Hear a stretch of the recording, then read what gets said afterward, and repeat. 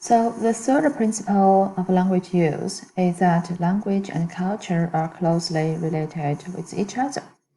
There are two ways to understand this principle. The first one is that culture influences language. And in next slide, I'm going to talk about the other way around, which is language also influences who we are today. So right now, let's focus on the first way to understand this principle. Culture influences language. So if you have the chance to speak at least two languages, you may get a really strong feeling that your cultural background exerts lots of heavy influence on your language use, such as how we communicate, how we express ourselves, etc.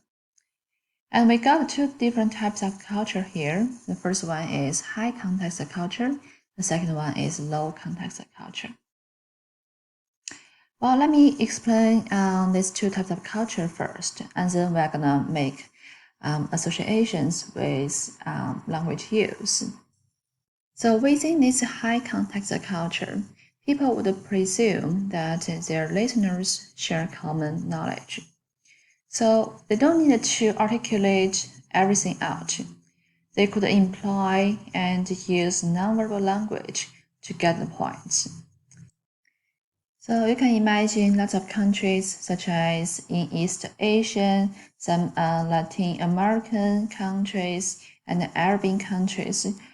These countries were commonly homogeneous, sharing a history of common values and assumptions.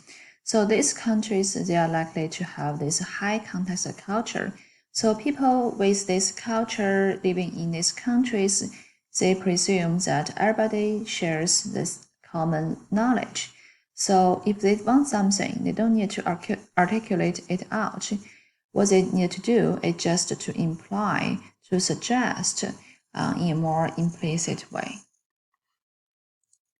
By contrast, in these low context cultures, people don't presume that listeners share common beliefs, attitudes, and values. So if they want something, they got an idea or they have a request, they're gonna articulate it out. They're gonna explicitly claim what they want.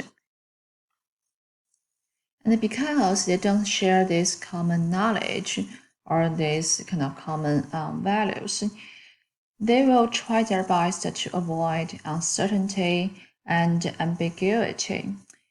So they would prefer really clear descriptions and unambiguous communication, and they would be really specific. And this type of culture is commonly found in countries in Western countries, such as American, Canada, and Western European countries. Okay, if you have a good understanding of this high context culture and low context culture, let's look at these four little diagrams at the bottom of our screen. So let's look at these clocks first. So we can see that this blue clock, when people say 12, they mean exactly 12 o'clock. Whereas for this red one, when people say noon, what they mean is probably noonish, 5-10 minutes before or after 12 o'clock. So can you tell which of these two clocks represent high context culture and the other one represents the low context culture? So we can see that this left one, this one with the blue background, is definitely this low context culture. So people would prefer being specific, being on time. Whereas this right one with the red background color, this type of culture is definitely this high context culture because people would allow for some ambiguity and flexibility. Okay, so let's move on to these two images on the right. So we can see this man in the blue, when he says apple, he really thinks about apple. Whereas this man in the red, when he thinks about a pear, but he verbalizes an apple. So which of these two men represents a high context culture, and which of them represents low context culture? Well, this one is definitely the low context culture because he would articulate what he really wants. Whereas this red man, this man in the red, would be this high context culture. So he would imply things. When he thinks about A, he would articulate B to imply what he really wants. So this one is probably coming from some Asian countries, from a country with this high context culture. So for this slide, we talk about one way to understand the relationship between language and culture, which is culture influences our language use. So depending on what kind of culture you are coming from, we're going to use the language in very different ways. Okay, in this slide, we're going to talk about the second way to understand language and culture. That is, language shapes who we are today. So before I talk about I discuss this approach, I want to give you guys a very brief introduction about this movie, Arrival. This is one of my favorite movies. And actually, I showed you guys one particular scene during our first lecture when we talk about the noise. I don't want to spoil this movie, but I want to give you guys a very brief introduction about the basic idea of this movie. So basically, this movie tells a story that one day some aliens arrived in Earth, and they were trying to communicate with human beings. But we cannot understand them because they were using very strange language, which is the circle language. And the real intention of these aliens is they want to teach us their language. And after we learn this language, we would have the ability to make predictions about the future. So the basic idea of this movie is that their language, the aliens' language, would enable us to have a new ability or a new set of cognitions, which is to make predictions into the future. So the basic idea of this movie is actually coming from this proposition that is, language shapes who we are. With after learning a new language, we are gonna have a totally different set of minds and cognitions. And actually, this proposition is called linguistic relativity. And I'll give you guys some examples regarding this linguistic relativity, and then I'll show you guys a TED Talk. This TED Talk shows us lots of evidence, very good evidence, proving this linguistic relativity is true, which is language shapes who we are. Let me kind of use this German language as an example.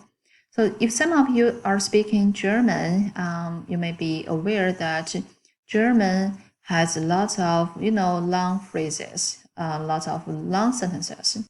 So when people are learning this language, German, they would be trained or cultivated to think ahead of time.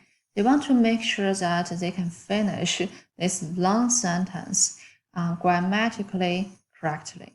Okay, so gradually they would form this kind of mindset or this habit.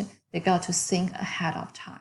Okay, so this is one example how language shapes who we are today, how language influences our cognitions and our values. So next, I'm gonna ask you guys to pause here and click the TED Talk video below this lecture, and then come back to our lecture. Okay, welcome back. So this linguistic relativity will definitely be in our exam, will be tested. So please make sure that you understand the basic idea of this linguistic relativity. That is, learning a language or a particular language has the capacity to shape who we are today, to affect our cognitions and our worldview. So that is this third principle of language. It is closely related with culture. Let's move on to the fourth one. The fourth one is that punctuation shapes meaning. A language does not only include words, phrases, it also includes punctuations, pauses. And these pauses or this punctuation also shape the meanings. Let me give you one example here. So please punctuate this sentence here. A woman without her man is nothing. So you can punctuate it like this way. A woman, pause, without her man, pause, is nothing. But if you pause it in a different way, the meaning would totally be different. A woman sighs, without her, pause, man is nothing. So we can say this is a strong proof or evidence showing that punctuation does matter. It shapes meaning.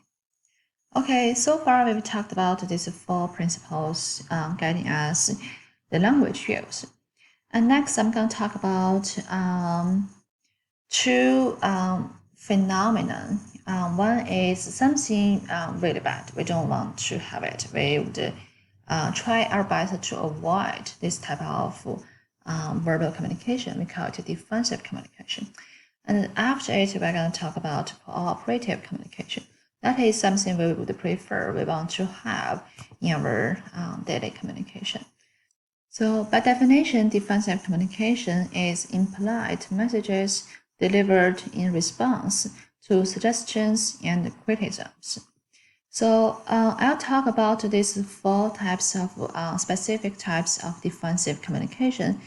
But I don't think I have time to kind of cover all of this in this video because I have a 15 minutes limit. So I'll talk about these four types of defensive communication in my next video.